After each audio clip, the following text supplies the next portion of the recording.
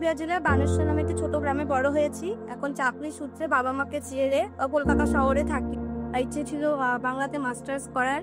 তো অনুদীপ ফাউন্ডেশনের জন্য আমি মাস্টার্স করছি এখন।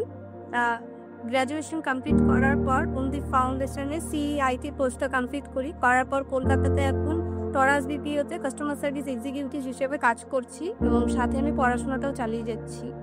এখন বাড়ি থেকে অনেক পরিবারের লোককে ছেড়ে এখন কলকাতাতে একা থাকছি। অনুদীপের কথা আমি বেসিক্যালি আমার বাবা আমাকে জানিয়েছিল। আমাদের ওখানে একটা গ্রাম অঞ্চল আছে, সেই অঞ্চলের থেকেই অনুদীপের কথা আমি জানতে পারি। তখন অনুদীপের ট্রেনিং করছিলাম, তখন অনুদীপের স্যারেরা বলে যে এখানে এরকম একটা ভ্যাকেন্সি চলছে, তো সেখান থেকে ইন্টারভিউ দিয়ে এখানে চলে আসি।